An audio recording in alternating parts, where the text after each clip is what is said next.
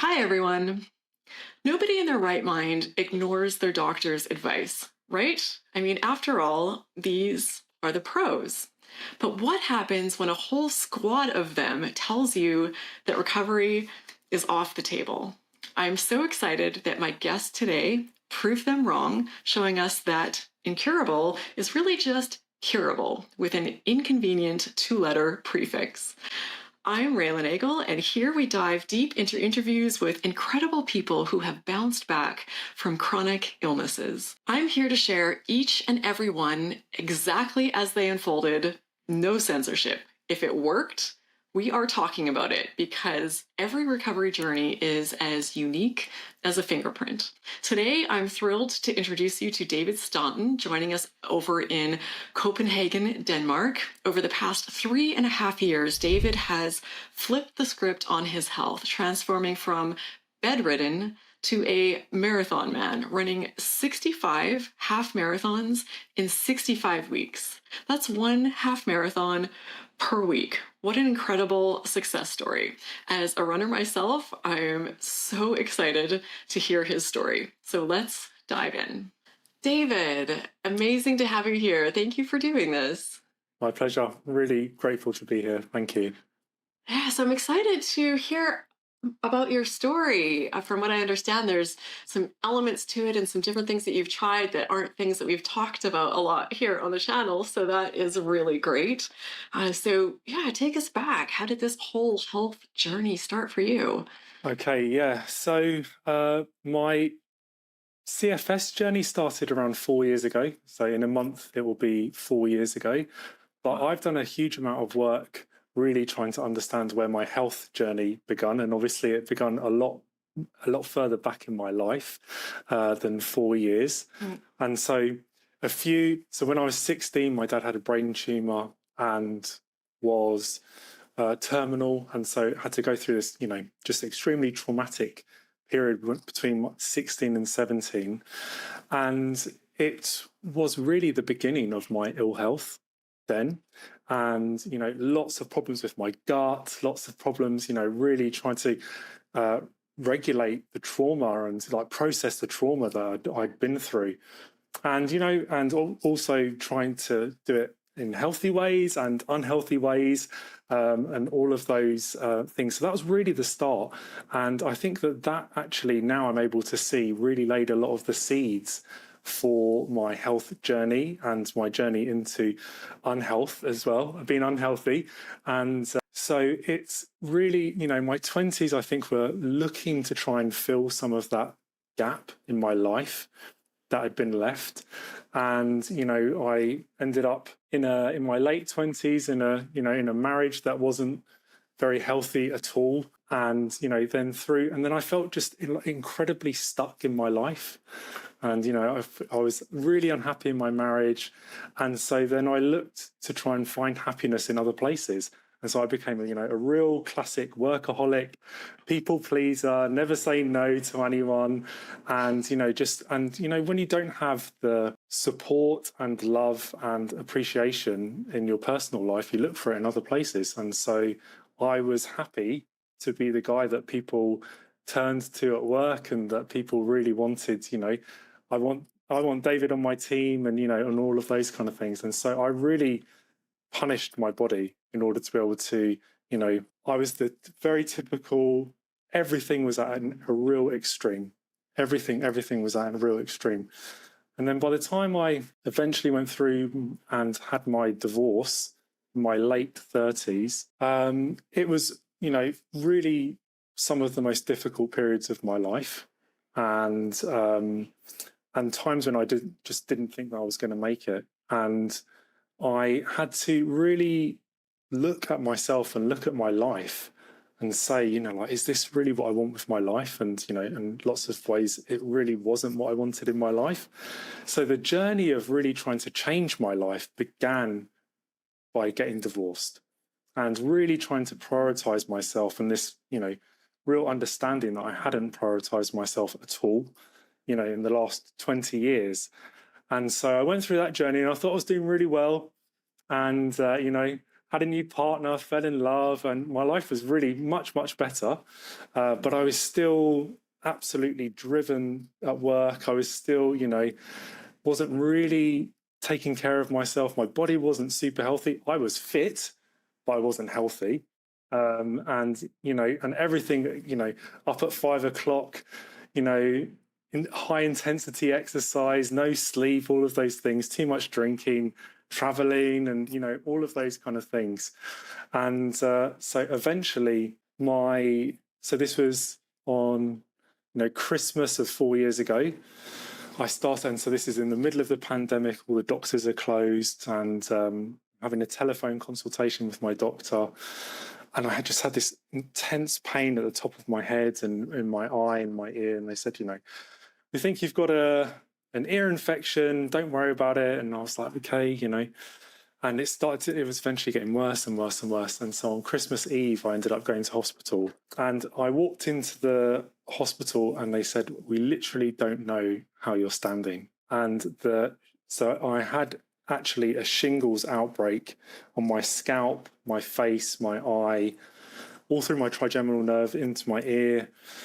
And because I hadn't been able to see a doctor, it unfortunately had spread and got very, very severe. So they said, you're kind of out of the window of the antiviral medication working, probably. So, you've got that to look forward to.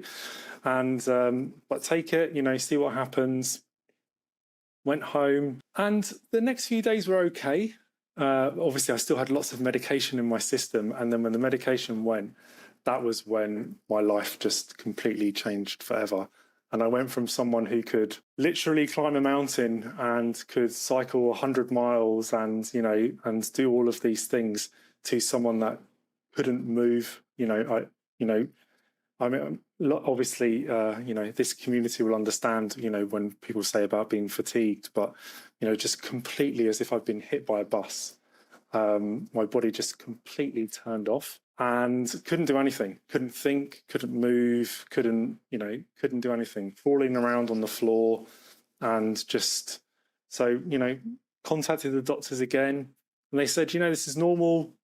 You've had this like really bad virus. It's completely normal. You're going to be fine in a month. And so, I dutifully waited the month, and no surprise, I was much worse at the end of the month than I was at the beginning of the month. And I spoke to the doctor again, and it was at that point that I realized they had absolutely no idea what was wrong with me. They had no idea how to make me better, and that I was really in it on my own. Wow, David, what an intense thing to go through. What was that like, being young? I imagine thinking of yourself as healthy and fit and kind of unstoppable, to have everything kind of come to a halt and then realize that the doctors didn't even know what was going on. Like, what was going through your head at that time? I mean, it was really, obviously, really, really scary. Really, really scary. And also just it felt like incredibly lonely, because there's just like nowhere to go.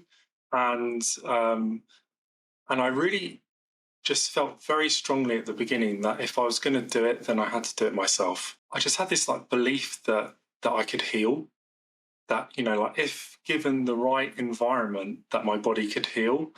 And so I just disagreed. And, like people have done amazing things with their bodies. And so, when I was told that there was a less than 5% chance that I would get better. And so the reason, which is, and that wasn't, there's 5% chance, like you could be one of those 5% of people. It was, you're going to be one of those 95% of people. Not that, don't have any hope that there's 5%. There's no hope. And so the thing is that, I'd gone through all of this. I'd made such huge changes in my life, and I thought, this cannot be the answer, that my life is over at 38.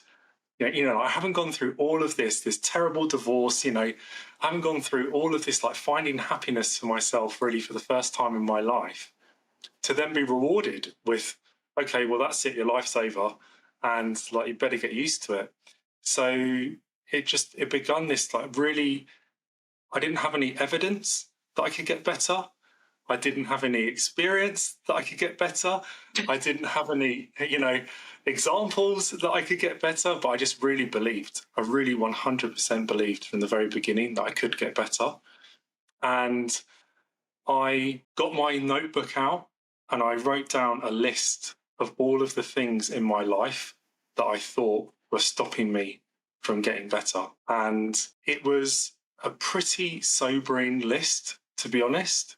And, to be able to look at your life and say, okay, well, I work too much. I don't take care of myself. I have too much stress in my life. I don't know, all of these things. And it was a very long list of the things that weren't going very well. And it was a very short list of the things that I thought I was doing perfectly or as well as possible, And so I made myself a promise that day. And I said I was going to do whatever it took, however difficult it was. That was the promise I made myself. I was going to do whatever it took and that I would leave no stone unturned if it meant that I could get better. Wow, that just gave me goosebumps. And it seemed like you had a sense right away that it was going to involve looking at some things in your life, which is interesting to me. Instead of like, what supplement do I need to fix this one thing in my body? You seem to right away be seeing that bigger picture. Where do you think that came from? I think that I don't know. I don't know really. I think it's I've been such a believer in really having a healthy body, and I'd spent a long time up until this point. I'd done a lot of fasting and meditation, and so I wasn't a complete newbie to looking at your body. And so I think I really already at that time really saw my body as interconnected, and I'd also spent 2 or 3 years doing rehabilitation to my. This is a complete tangent, but I'd spent 2 or 3 years retraining my brain to communicate with my shoulder after a series of injuries. So I had actually this, I had experience of teaching your body to be better again. And again, that was a story of that I was told that I was, I'd never be able to do all of the things that I did. And, there was a medical paper published about the research that was done, and at the beginning, my brain was scanned and literally couldn't communicate with my shoulder, zero. And so at the end of the 2 years, but it was 2 years of doing physiotherapy every single day. And the first 3 months of my physiotherapy was thinking about moving my shoulder before I could ever actually move my shoulder. And so I think experiences like that had really taught me that, okay, you've got to think a bit more broadly about this if you want to get better. So what did that look like for this journey, this obstacle? Where did you start? Yeah, so one of the first things that I saw in my fatigued and brain fogged state was a paper by Inigo San Milan, who's a researcher in metabolic health. And so I was looking at the paper and it really matched exactly what was happening in my life. And so I had a max heart rate. My max heart rate had gone from 201 down to 130. If my heart rate went above 130, I went blue and passed out. And so I was looking at these graphs and my resting heart rate had gone from 60 to 90. So I lived in this 40 BPM window. And so I was looking at the graphs of people with metabolic syndrome. And I was like, oh my, this, and you could literally overlay my heart rate from exactly what was happening. And so then that started me down this journey of looking at mitochondrial health, what you can do to improve your mitochondria. And so the first big intervention that I looked at was the ketogenic diet. And so the ketogenic diet for me had really 2 big benefits. One was looking at, restoring health to my mitochondria, but also I was suffering from post-herpetic neuralgia. So I had intense nerve pain, absolutely intense, 10 out of 10 nerve pain. And so I was looking at what people do for peripheral neuropathy. And so I was researching about that because there's no research done on post-herpetic neuralgia either and what you can do. And so I was researching about how diabetics get peripheral neuropathy. And so that's those 2 things about would a low sugar or low carbohydrate diet help with the nerve pain? And would it also have the double whammy effect of helping with my mitochondria? So the first actual thing I did was a 5-day water fast to get into ketosis. And after, I would say, around a week and a half, that was the first moment where the brain fog started to lift. Wow. And I was like, okay, like, wow, this is, like, I'm onto something here. I've got some results. And so that's what started a journey of being in ketosis, therapeutic ketosis, for around 2.5 years, with around 5 days break, 5 days where over that 2.5 years where I wasn't in ketosis. Wow. I'm really glad you shared this because I lately have been discounting diet a lot with recovery. I believe diet is incredibly important for our health, without a doubt. But just not a lot of the people that I've interviewed have said that it's been, a big piece of their puzzle. So it's just really important to see, everyone's journey is unique, and you've got to look at your own things Yes. that are going on. And that's fascinating to hear about the ketosis. Not relevant, but incidentally, I'm on day 4 of a 5-day water fast right now. So I get you. Yeah, so it's fascinating to hear how this was really helpful with your pain and everything that you're going through. Yeah, I think it's at the time I had been vegan and vegetarian for 10 years. And so actually going to a meat-based diet was also a huge psychological shift for me to be able to do. So it wasn't something that I took lightly. But I do think that, so if you'd asked me 5 years before that, I would have told you there's really an optimal way to use nutrition to be healthy. And now I think that there's so many different avenues that people can explore, and finding the thing that really works for you, I think, is really important. And you should be really personalized to each individual. Yeah, absolutely. And even the people out there sort of telling you what you should be eating. Like when I started my YouTube channel, I was eating a plant-based diet and I was very pro plant-based. So even me watching my channel over the years, and now my husband's almost 100% carnivore, and he was vegan at the time too. So, you have to take it all with a grain of salt, and that even what works for one person, might not be best long term. And it is a very individualized thing because it can be very confusing. There's so much information out there about diet, and we think if I just follow what that one person did to the letter, then I'll be okay. But yeah, trust your gut, trust what your body's telling you. Yeah, literally trust your gut. Yeah.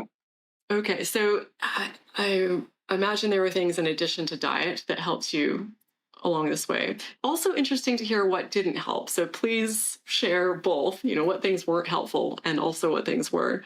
Yeah. So at the time, I started to look at supplementation early on, and I found that none of them really helped at all.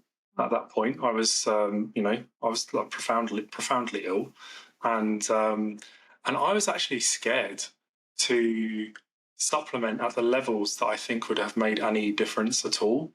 And so I really dabbled in looking at those protocols, but I just didn't feel confident in doing them. And it was something which was always at the back of my mind. Am I doing damage to myself? And so I just decided to stop doing all of those. And I felt, that I couldn't hurt myself through food, but I didn't know enough around supplementation to feel confident in the decisions that I was making. And, at the time, and I think this is why can be so difficult to recover, at the time, every single person was telling me that I was crazy, what I was doing, like not eating, changing your diet, doing all of these things. And, I had to hide from my doctor what I was doing because I was afraid that they wouldn't continue to sign me off work if they found out that I wasn't, following any of the advice that they were giving me. Not there was much advice, but so I was really trying to create something which I felt that I could 100% stand behind, because I was questioned so strongly from everyone about, like, why do you think if the doctors don't think you can heal, why do you think you can heal? And so I felt like the science was really robust about mitochondria, I felt the science was really robust about ketosis. I understood it from a biological, mechanistic point of view, and so I could, I felt like really confident in that. And then it was then it was on to the next thing, right? So that's established. What's the next thing? And then the next thing for me was trying to move again. So at this point, you were not moving at all or very little? Very, very little, yeah. Yeah, I would say at this point, doing the laundry, I could maybe do it in 5 or 6 hours. And, I could take like one piece of laundry, crawl across the floor, put it in the machine, have a little rest, crawl back, so something like that. So nothing, and yeah, and lots of problems with my heart at the time, lots of problems with my eye, my vision, my hearing, and so really just I think about as kind of about as sick as you probably can be, whilst still be sort of semi-functioning, not really functioning, but yeah. What an insane puzzle that you had to put together on your own in the middle of all of this suffering, barely functioning. Oh my goodness, this was a lot. Yeah. Where do you think your mental endurance came from? Because I'm sure there were days where you just didn't feel like you had it in you to keep crawling to the laundry machine and keep trying to find your answers. I think so. There were many, many very dark days. And of course, you know, whilst I felt confident in the things that I was doing, I didn't know they were going to work. I didn't have any evidence to say, okay, if you keep doing this. And every time I spoke to anyone that I thought knew something, they would all say, well, in no one's had this for more than 6 months, or everyone gets better after 3 months, or and those timeframes just went by, and very little had changed. And so there were many, many days of just real despair, just thinking, like, have I done the right thing? Will this work? And really having to learn to be patient and not expect that, tomorrow it's gonna be fixed, and so really trying to not have timelines, but to have my real measure was, do I feel better? Do I have less pain? Can I move more? And so really trying to focus on those small steps rather than the big end goal that I wasn't even actually certain that I would ever get to. You know, I was confident I might heal, but I wasn't confident that I was going to be able to heal all of the way. Yeah. So when you got to that place where you realized, okay, now it's time to tackle the movement, where did you start with that? Yep, I started with just trying to walk as far as I could, and which obviously wasn't very far. And I set myself the limit that if my heart rate went above 130, I would stop. And so I just started at the very, I was walking around my apartment. Then I could walk a few steps. I lived on the second floor, so I had to walk down steps to get out. So that took a while to be able to get down the stairs and feel confident I could get back up them again. And, just each day, just okay, can I go another step? Can I do another step? And just really, and just being like super strict though, super, super strict. That was and this I think is the big, thing is I saw my recovery as my job. So these weren't nice things that I was doing. These were absolutely critical things that I had to do each day. I had them in my calendar.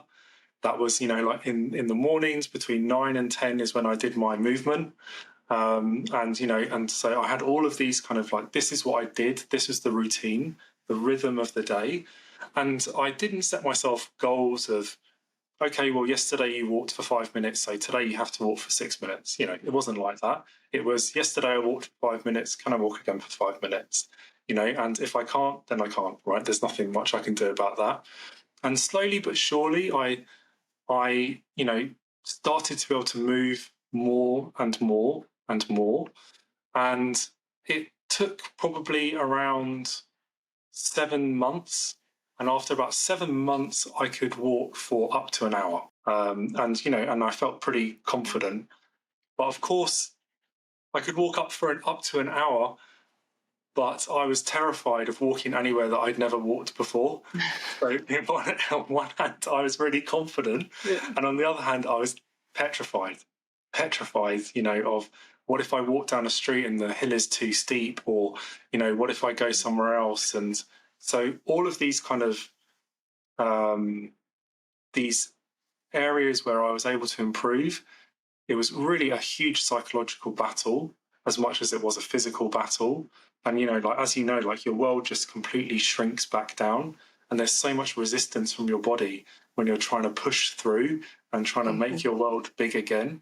And, I'd be like sweating and like really, really scared, genuinely scared, that something was going to happen to me, because you just lose all confidence that your body's going to behave like that it should do, but that it's completely forgotten how to. Yeah, it feels illogical, but I also remember I got to a point where I could exercise vigorously for about an hour on my own, and I was fine. But I was terrified to go to an exercise class, group fitness class, because then I gave up all the control. And what if there was an unknown thing, and I had to be in control of what I was doing and how fast, and it's a lot. Yeah. Yeah. So what do you attribute these gains to, where you started with just, a few steps and then you eventually made it up to an hour? What do you think enabled your body to be able to build that back up again? Firstly, I think consistency. I was very, very consistent about it. And secondly, I spent a huge amount of time trying to retrain my body that things were okay. And so it's, and the experience that I'd had in my life about that is that I had quite bad asthma. And so I was also quite a keen cyclist. And so at the beginning of each season, I would have to retrain my body to be able to reach high heart rates again. So, you have the winter season where you stop training. And so I would be able to, if I went out and rode, I wouldn't be able to get my heart rate above 185. And so then each week I would have to go and try 185, then 190, 195. And that was purely psychological, right? It was my central nervous system trying to protect me. It had gone down regulated, and it said, these are really extreme events that happen, because, these are, like you're sprinting at the end of a race or something like that.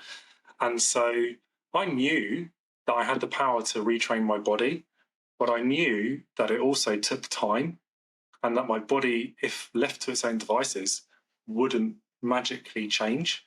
I had to be a very active participant, be very proactive with it. So I would, begin by walking, but I would begin the day before telling my body, this is what we're going to do tomorrow. It's going to be okay. I know that you're afraid, and really huge amount of self-talk, and really trying to prepare myself. And so I think when you haven't been kind to your body, which I definitely hadn't been for 20 years, you have to convince your body that you are going to be kind to it, but then you have to stick to it. Because what you don't want to do is reinforce this idea that actually whatever happens, you're going to override these feelings. And so it was really for the first time in my life, I think, that I ever was really listening to my body and asking it what it wanted. Yeah. I'm curious on your take. So when you first started this regimen of walking, when you were at the beginning, when you could only do 5 minutes, do you think your body was capable of doing more than 5 minutes? Like, yeah, physically? Yeah. Yeah. Yeah. Yeah. It's interesting because with my own journey with exercise, I felt at the time like it was a retraining of my body, which made no sense because my body, looking back, had the physical ability. It was, something closer to how they treat phobias, like gradual re-exposure therapy. It was just slowly showing my brain and my nervous system, it's okay, it's okay, it's okay. And it pushes back a little bit the whole way. Okay, well, let's let a little bit further. Okay. Yeah. Yeah. I think it's the way I think about it now is like, when you see meat in the supermarket, it's been shrink wrapped. Yeah. And that's your life. when you're ill. Like that's it. You know, like it's right up against you. Every time you want to poke through the plastic, there's resistance. And you know, like you have to. I think you have to expect that there's this resistance. You know, I think that the space first comes mentally, and then comes physically. And so if you try and go physically first without preparing your mind for it, then your body's just simply not going to accept it. Yeah, I love that comparison. And when you first started it, I'm like, oh my goodness, I'm so curious to hear where you're going with the meat in the supermarket store. But no, that's a really good way of looking at it. That's a really good visual. So, was this the final piece that pulled you through, or was there more that you needed to do to get fully back? So not fully back. So after 7 months, I went back to work, and I think also people. So I was a corporate strategist. That was my job. So very high stress job, and so I went back to work, and I did the best work of my career after I went back. Not because I was a bit sharper, I was actually a bit duller still. I still wasn't quite mentally back 100%, but because I started to prioritize myself. And so instead of doing 10 projects, I did 3. And so, okay, well, when you do 70% less work, you can put that effort into doing the things that you're actually meant to be doing, and they're going to be better. And so I went back, and obviously my recovery slowed because I was back at work. You know, that was my other job. And I still kept up to my schedule. I was still doing the diet. I was still, you know, doing the retraining of the central nervous system, still doing my walking. But life was more stressful, right? Of course, I was at work. Life was more stressful. And I was then really, I had the real question of how far do you want to go with healing yourself? Because what had become really apparent, so this is like a year after, what had become really apparent to me was that actually I could go much further than just getting back to being well enough to go back to work. There are a lot of things which I could still see in my body. And, you know, I had terrible IBS all of my life. I had intestinal polyps. I had, you know, and which I had to have removed. And so I had, you know, really bad GERD and acid reflux. And so I knew my body wasn't healthy still, but it was healthy enough. And actually, I was probably at that time fitter than most people are, you know, in the general population. And so I then had to really recommit to the new goal of taking it to see how far it would go. And then that involved leaving my job. I went and, with my partner, my now wife, we went and went on a trip for a year. And in that year, I can tell you that I have never walked around as many forests and deserted, which I love. And, you know, I felt like I really needed to, you know, at the time we were living in London, we spent months in Sweden and across Scandinavia. And I just felt like my body was completely wired and that it needed the chance to calm down. And so, you know, I could feel that although I was doing really well, if I slipped and fell, for example, I could feel the response going through my body, just like radiating through as all of my nerves just went bang, bang, bang, bang, bang, crazy, you know, like, okay, there's something's wrong here. Or if I, you know, had a stressful call or anything like that. And so it became then, you know, the second part of the journey for me, which was, okay, David, you've proven actually that these things work. Let's see how far you can take it. I suspect, I love how you said healthy enough, that many of us settle for a place of being healthy enough, especially because it's so normalized. We look around us and everyone's got some stuff. So we just start to think that we're powerless to change that. And that's just the human experience, is to have these different things going on. Yeah, absolutely. Absolutely. And so it's, you know, if you saw a picture of me, you know, 5 years ago, I mean, I'm almost unrecognizable as a person. And I'm unrecognizable, I'm sure, if you looked inside me about what's gone on. And it's, but then I had a lot of confidence. Then I had a lot of confidence that it was possible And it was, and then I thought, well, everything that's in my body that doesn't work, and there are a lot of things that didn't work, there's no reason why they can't be fixed. That was my premise, right? That everything actually was now on the table for being fixed. And so it became, I became, as you become, this is 2 years into the journey, you become so knowledgeable about all of these areas.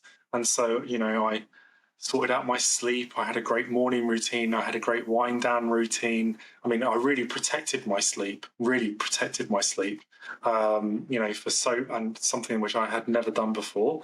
And, started to get my body physically stronger. But still, I had a lot of muscular skeletal problems from being so twisted, and so I'm sure we'll come on to it, but I wanted to start running. But in order to be able to start running, I had to fix my shoulder, which had regressed from the previous injury. So my road to run, and this is, sometimes I think it's, sometimes you've just got to do the difficult things. And so I wanted to start running, but I had to fix my shoulder first. So for 2 months, every morning I got up and I just stretched my shoulder and tried to force it back into where it needed to be. And it was absolute agony. It was agony on the first day, and it was agony on the last day, and it's agony every time I, do it. And that was just, sometimes I felt like, there are a lot of kind things that I did to myself, and treated my body kindly. And there were also a lot of just really tough things that I had to, really think about mentally. And it's not much fun to get up each morning when you've spent your 2 years trying to stop being in pain, to say, well, I have to be in a bit more pain in order to be able to achieve this part of my goal. Yeah, that was one of the key things I realized with my recovery, is that I'm going to have to feel worse to get better. And it's just keeping it in that manageable amount of worse. You're not trying to lay yourself out, but the things flare up. There's no way around it. And it's so counterintuitive to everything that we've been taught, because we think pain, symptoms, bad, stop what you're doing. But like, no, I'm going to intentionally bring these on every day. And that's my path out of this, which is insane for most of us to wrap our heads around, but true for many of us. But Absolutely. Yeah, absolutely. wow. And so then I had this, I was in this project. It had been, approaching 2.5 years, and I needed to, I think, give myself a goal. How do I know that I have fully recovered? I don't really like that term, but it's the closest we can get to. How do I know that I've got to where I want to get to? Yeah. And so I said to myself, if I can run a half marathon, then I've proven to myself, I'm only trying to prove it to myself, that all of this work that I've done is what has worked. And the thing is, I couldn't run a half marathon before I started all of this. So it's not that I was coming from a place of real confidence. I love cycling, but I couldn't run at all. And I'd never run further than 5K. And that was maybe 5 times in 5 years. And so I set myself this goal of, this will be really the pinnacle if I can go and run this half marathon. And so I started training, and the first thing I did was injure my foot, and then I couldn't run for 6 weeks. I mean, literally the first run that I went on, and I injured my foot because I didn't know how to run properly.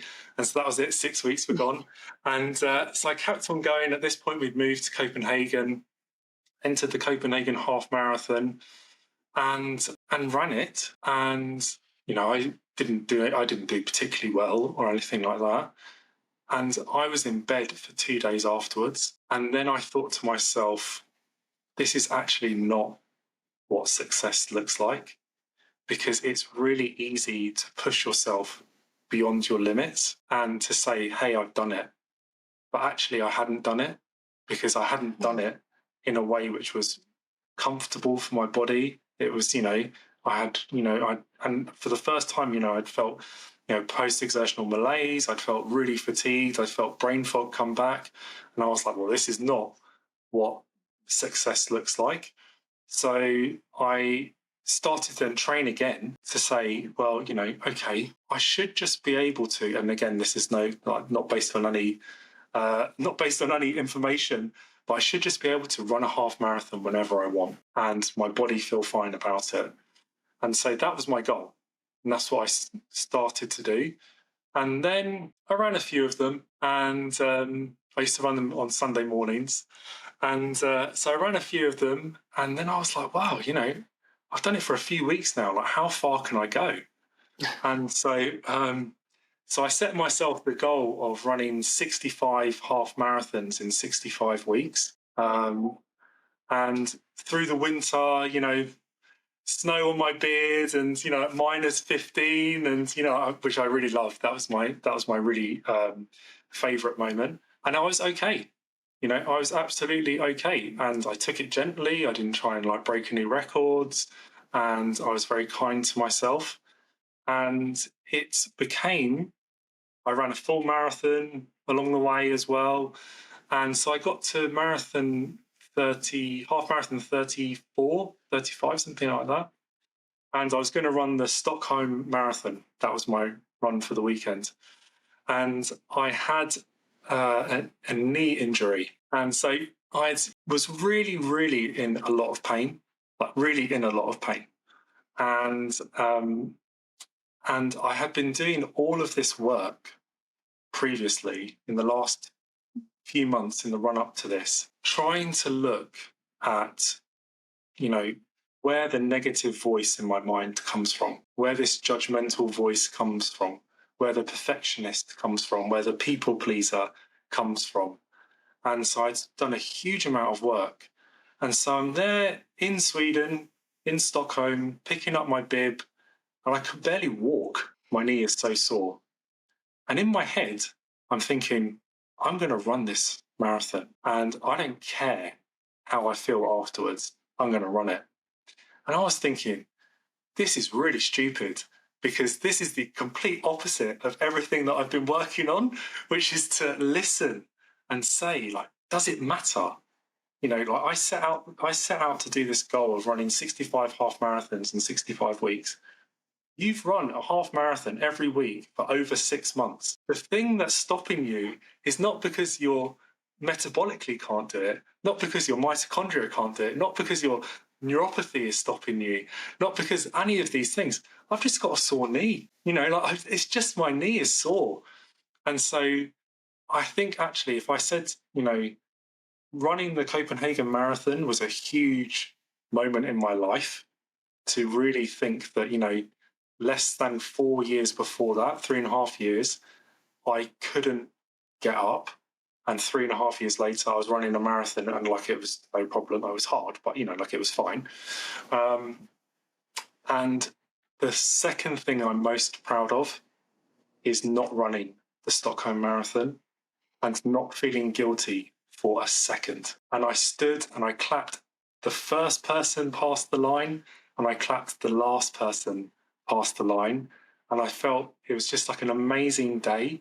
And that, I think, is really the end of the journey, because that was harder to not run it than it was to run the marathon. And it was a really, I think, a moment that I'm hugely proud of. Oh, I couldn't possibly love that more. That is just so great. I'm so glad you shared this. So many of us that face these conditions are these types that drive ourselves hard. And what you just said is so true. The not doing it for people who are wired this way is way harder than the doing it. I think that's why this whole pacing concept feels like superhuman self-control and holding yourself back. And I love that so much. What a great lesson. Yeah. Just amazing. Thank you. So it's a tough thing to hear when you're in it, but many of us find at the end that this illness, it's even hard for me to say now, but is a gift because it really transforms who we are. So was that your experience? And if so, what was that gift for you? Yeah, it really was. So I would say that it was the greatest gift of my life, but it was the hardest teacher of all. And it was something which forced me to live my life in complete alignment with my values. And that has been so freeing, so freeing. I've never been happier. and never felt more like myself, I think. And so it's really, and I think that the reality is I wouldn't have got to this stage just magically on my own. And so, I had done a lot of work, but I hadn't done enough work. And so now, yeah, it's really, and then I left my corporate career. I started a coaching practice, and now get to help people every day. I never did anything bad in my career, right? I never had a job that hurt people, but to have your life so filled with helping people and helping people change their lives. And it's people who have, who I work with, who have a 10 or 20-year, 30-year journey, and they need to be able to find how all of these pieces fit together. They're the people that find me, and they're the people that I really just have so much admiration for, because, I was sick for a month when I began my journey. And so to be, to be still struggling 20 years later and still be searching for answers. And, it's hugely rewarding, right? Every day of my life is hugely, hugely rewarding now. And it's filled with so much hope. And, and it's, you can be really, I think, a beacon for people to say that actually, if you do the basics well and you build a strong enough foundation, then your body can heal. And I think that so many people make the mistake of trying to do the really intensive therapies first when their body can't take it. And they discount these things which are actually free. Like you've got to sleep anyway every day. You've got to eat every day. Like you've got to wake up at some point. So may as well do it with, the schedule and a morning routine. You've got to go to bed, so there are all these ways. And so I think that true health is absolutely accessible to everyone. And, there might be some things that you can do to make you go faster, but I really achieved 99% of everything that I did by just doing the basics. And so it's really, I'm so passionate and so driven to inspire others to really don't discount doing the basics, because with the basics, then you can do absolutely amazing things. And if it doesn't get you everywhere that you want to be, well, that's okay, because now you know actually where the last bit of your focus should be. And so even if it's not hugely successful, it is actually successful in giving you information about what those next steps should be. And so, yeah, so that's what my life is now filled with, and I couldn't be happier. That is absolutely incredible, David. I am so happy for you. And I have been on the edge of my seat for this entire conversation. This has all just been pure gold. If you haven't written a book already, I really hope that you do one day, because this is just information and a story that is going to make the world a better place. And amazing that you're coaching and helping people and just having that ripple effect outward. Of course, people watching, listening, this will all be linked in the video description. So if you want to learn more about David, just expand that and take a look, and you'll find what you need to know to learn more about him and to get in touch with him. And I'm thinking too, for people in the long COVID community, I interviewed someone named Jez Medinger. I'll link it here. He's a really big voice in that community. He's also an ex-avid runner. So many runners, I couldn't even begin to count how many runners I've interviewed. There's a theme here. But yeah, thank you. Thank you so much, David. Incredible having you here. I really appreciate everything that you've shared. It's been a real pleasure, and I think it's such a gift that you do, and it's such a service for everyone. And it really shows you there are many paths to healing, and I think it's absolutely amazing that you really show such a variety. And so, thank you for all the work that you do. Yeah, I think like you, for me, it's a gift. Like this is something I get to do every day that is so rewarding and brings me so much joy. So yeah, I appreciate that. Thank you to everyone watching and listening, and I hope to see you in the next video with Jez Medinger.